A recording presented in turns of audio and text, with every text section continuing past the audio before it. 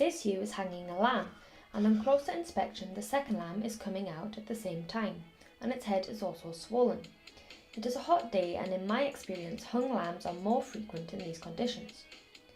What I do in these situations is turn the ewe upside down, as it is better to have gravity on your side, as I need to push the head back in to get the lamb's legs and proceed to lamb the ewe. The ewe may keep trying to push the lambs out, so work with her. When she pushes, take the pressure, and then push the lamb back when the ewe relaxes. So I'm happy that the lambs are far enough back for me to bring forward the legs. In these situations you have to be sure that you have the correct legs, so the front legs that belong to that first lamb. You have to be sure, as if you start bringing forward legs from the second lamb, you will get into a right mess. So it does take a bit of experience to sort out and lamb such complications. Inside the ewe I have felt the head, followed it back until I feel a shoulder, and then a leg. I then flick that leg forward so it's extended. Sometimes you can then pull and proceed to lamb the ewe. This lamb isn't going to do so. Instead of going back for the whole second front leg, I just go as far as the shoulder, placing my hand over the shoulder and gently pulling it through the pelvis, whilst pulling the extended first leg out at the same time. Unfortunately, this lamb is dead. You can see that the head is swollen. To check that the lamb is dead, I tap the eye. If there is no movement, the lamb is dead. So I place my coat over the ewe's head. This will keep her down whilst I leave her. I check she has enough milk to feed 2 lambs and come to the conclusion that she does.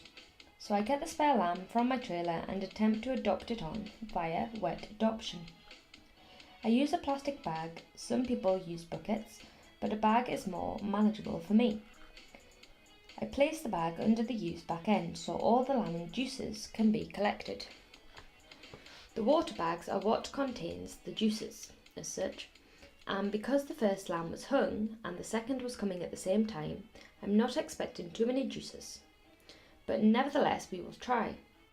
So the idea is to lamb the second lamb over the lamb which is going to be adopted on, so the juices run onto it, making the lamb smell like the ewe's own lamb, so she thinks it's her own.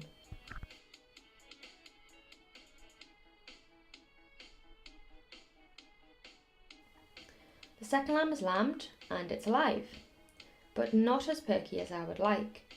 A technique used to revive lambs is to swing them.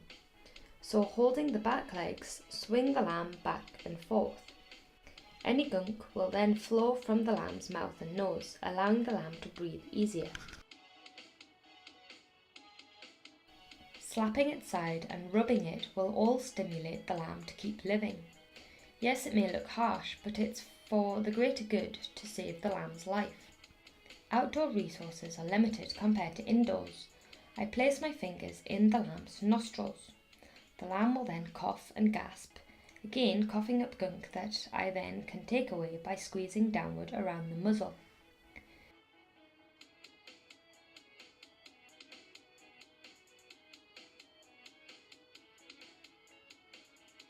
Indoors I would pick up a stem of straw and wiggle it up the lamb's nose, making it sneeze, again to get the gunk up.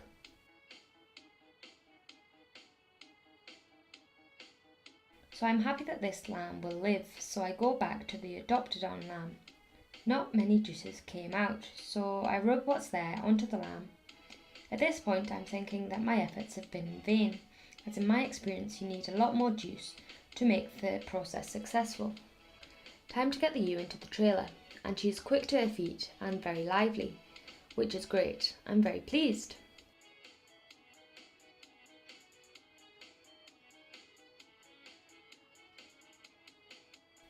In the trailer the ewe is taking interest in the adopted on lamb, which I'm quite surprised at. In the shed the second lamb is alive and well, and the ewe has accepted the fostered on lamb. So although a lamb died, another was saved by adopting it onto the ewe. So a happy ending after all.